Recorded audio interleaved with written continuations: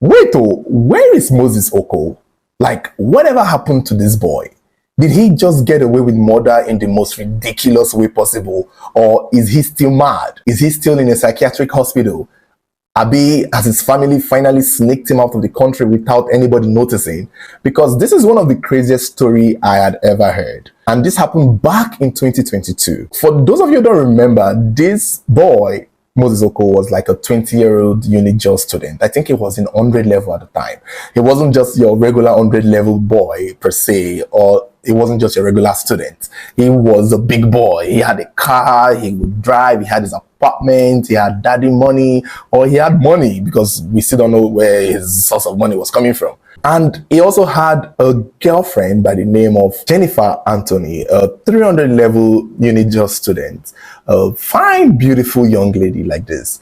And so on the 31st of December 2021, if I remember correctly, it was said that Jennifer had gone to apply for a job at a club. According to her roommate, she basically told her friend, she told her, like the roommate saying that Jennifer told her that she was going to apply for a job. So Jennifer left the house. The roommate never knew anything about Jennifer meeting up with her boyfriend, Moses Oko. Everyone knew about their relationship. But on that day, she was just going to submit CV. But somewhere along the line, on her way going, she gets a call from her boyfriend, Moses Oko, who tells her to come to a hotel that he had booked. And rightfully so, she did not even continue on to that club. According to the driver, if I remember well, he said that, you know, he was supposed to go drop her at the club to submit the CV. But when they were in the car, she got a call, and so she tells the driver, like, okay, just take me to the hotel. That the boyfriend has booked a hotel and stuff like that. So they were supposed to spend crossover night together. The problem is, it's not clear if this was something that they had pre-planned. Again, evidence proves that it may have happened out of the blue. Because if she meant to go spend the night at the hotel with Moses, her boyfriend, she would have told her friend at home. But the friend only knew that she was going to submit CV. And so, baby girl goes to the hotel. According to the hotel receptionist, Moses came down to receive her as a guest. Although some sources say that he went to pick her up. But from what I could recollect, he actually requested for her to come meet him at the hotel, and she did. And then he comes down, takes her up to the room, and you know, that was it. The cook in the hotel also remembers serving them food. That it was even Moses that came down to the food area and was like, can I get 2 plates of noodles, I think? And they were served the noodles. The next morning, Moses would pack his bag, go down to the reception as though he's getting ready to check out. So he's at the reception. The receptionist is like, okay, you're ready to check out. He drops the key, and the receptionist is like, okay, wait a while, let me go check the room, you know, to see if you, I think they do that to see if you broke or stole anything. And Moses Oko was like, why? Sure, why not? He sits down at the waiting area, and the receptionist goes up to check the room. And that was when the receptionist finds Jennifer's body lying lifeless on the floor. She was nude, and both eyes had been plucked out with a fork, and they were not even on the scene, which meant that Moses was in possession with the body part that he had harvested from this girl. By the time the receptionist would scream and shout and come down, Moses had fled the hotel. He ran into his vehicle, sped out of the gate instantly. I even heard that he almost tried to run over the gate man. And before the receptionist could raise alarm, Moses had left. They did not know his name. He gave a different name. They could not identify the young lady. So while they were dealing with Jennifer's body, Jennifer's relative, friends, family were looking for her. At this point, she's a missing person. Now, not many people would have thought of the boyfriend, although it could have been something that they should have. But according to, you know, the roommate, when they were looking for Jennifer, all their mind was the employment. All their mind was she had gone to look for employment, and maybe somebody had gotten her from there.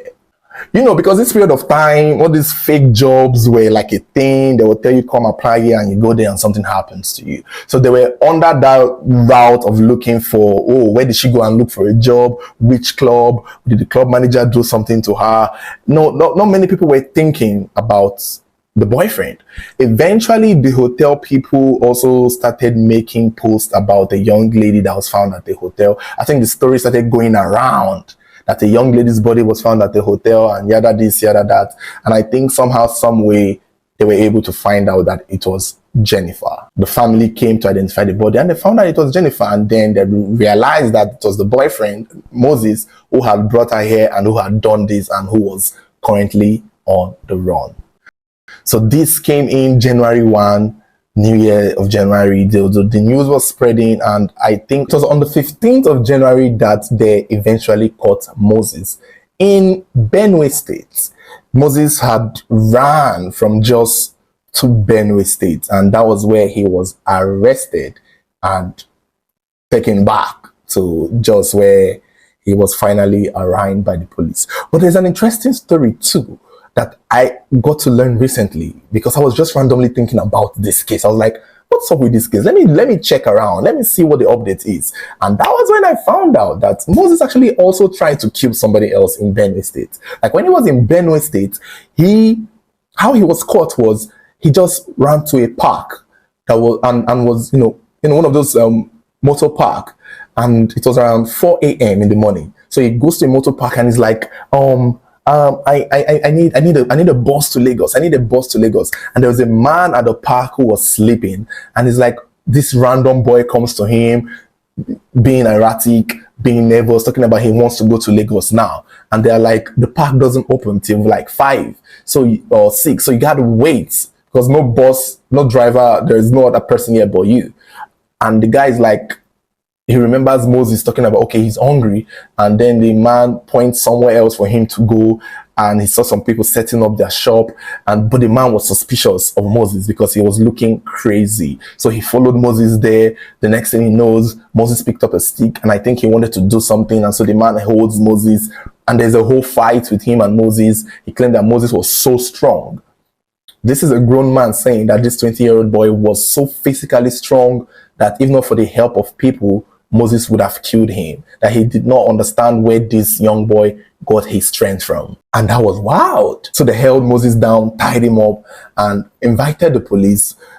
The guy at the park also remember saying that Moses was shouting, I did not kill Jennifer. I did not kill Jennifer. I did not mean to kill her. I did not mean it doesn't mean I killed Jennifer. Yada, yada, yada, yada, yada. He was just saying crazy things. And this is Benue State. So then they did not even know who Jennifer was. They probably haven't even heard the news. So they was like, okay, who the hell is Jennifer? This boy is crazy. When they tied him down, the police came, and it turns out that, oh, this is the Moses Okote they were looking for. And he was taken back to Jos. And this is where the trick started. When he was arraigned, he started looking crazy. He started looking weird. They also saw him with the possession of Jennifer's things. I think they also saw him with Jennifer's eyes, still all these days later. So something was just not right with the whole thing. But right from when he was paraded, he looked and started acting nuts. He started acting surprised. He started acting like he doesn't know what's going on. He started acting crazy, like he would not even respond to the press. His father also came to the scene. I remember there was a video of the dad addressing a group of people saying that, that his son is not a killer, that he's just mentally unstable. And I was like, okay, how did you know this? And when did you know this?